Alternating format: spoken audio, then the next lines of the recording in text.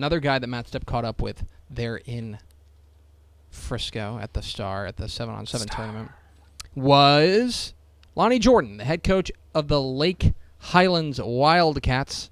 Good conversation with Coach Jordan. Here is Matt Stepp's interview with Lonnie Jordan of Lake Highlands here on Texas Football Today. Matt Stepp, Dave Campbell's Texas Football, back here at the Frisco 7-on-7 state qualifying tournament. Here with the head coach of the Lake Highlands Wildcats, Coach Lonnie Jordan. Coach, thanks for taking a few minutes at halftime to chat with us. Absolutely. Excited to be here and excited to get a chance to visit with you guys.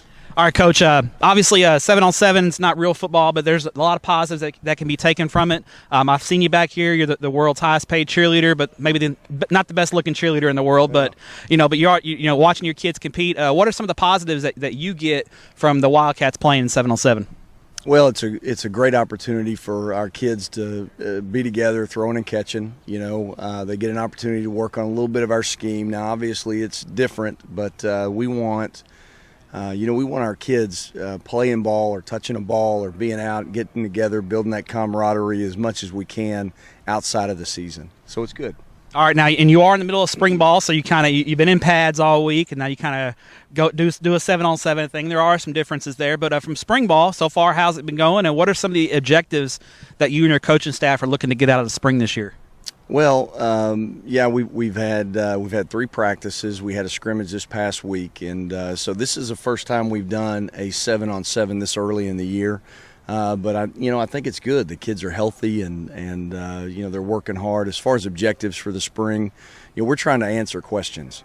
And had a great senior class last year. Those guys have graduated, and for us, it's trying to figure out the young kids where those spots are going to be and who can compete, who's not going to compete, who's physical, those types of things, and then just developing our younger players as we come through. But so far, man, it's been great. The kids are working hard, and the coaches are excited about the future.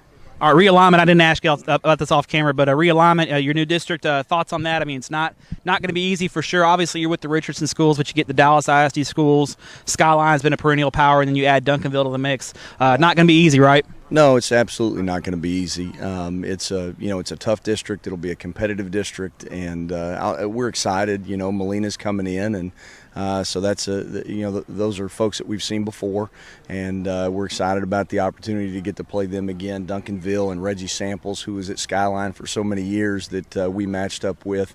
We're excited to see Reggie back and get a chance to go play Duncanville. But, for the most part, a lot of familiar faces. The big change for us was the move from Region 2 to Region 1. But again, as we change the culture in this program and we look to really move to new heights, I mean, this is a great challenge for us, and we're excited to get an opportunity to be in it. And I guess if you have to take some playoff road trips out west, that'll be a good thing because it means you're playing playoff games, right? Yeah. The district's still trying to figure out how we're going to fund it all, but absolutely. It's a good problem to have because it means you're winning games, right? Absolutely. Final question for you. Try to always ask a coach a different question off the beaten path a little bit. So I want to know, what was your first job out of college, your first coaching job? What school? What'd you coach? And was there any really just bad task you had to do, laundry duty, or what was your first gig out of college? Well, my first coaching job, actually coming out of college, I was in sales for a little bit. And that's no fun. No, it wasn't. So I got back into coaching as quick as I could. I worked at Watauga Middle School, so shout out to the Warriors in Watauga, Texas. Watauga Middle School, I was a 7th grade football coach, coached 7th grade basketball, and I coached track. Absolutely, we did laundry, did everything else. When you think back through your career and all the things that you've done to get, whatever took you to where you are now, I think about all the fields that I've lined over the years, and just dealing, mixing paint and stretching string lines and doing that type of stuff. But I really believe that it has developed who I am, and not as much X's and O's, but just from a work ethic and those types of things. It's been incredible, and I wouldn't change anything. It's been a great journey. Be a great advice for young coaches. No job is too small, right? Absolutely. Yeah. Hey, if it needs to be done, let's get it done. Coach, appreciate your time. I'll let you get back to watching your kids, and good luck in 2018. Thank you, buddy. Appreciate you. There we go, Lonnie Jordan, former Watauga Middle School 7th grade coach. Right.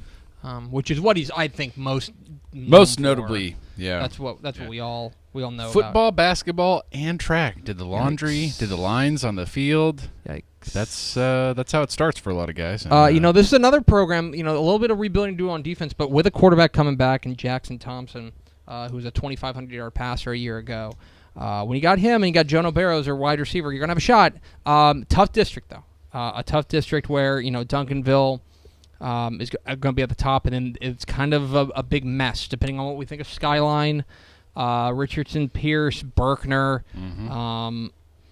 They're going to be in that mix for kind of a 5-team dance for 3 playoff spots. Yeah, it's one of the more interesting ones in DFW district-wise. There's a lot of interesting teams. It is. It's going to be intriguing. There's really only one known commodity there in Duncanville, and so we'll see where everything else shakes up. We appreciate Coach Lonnie Jordan catching up with Matt Stepp at the recent 7-on-7 tournament in Frisco.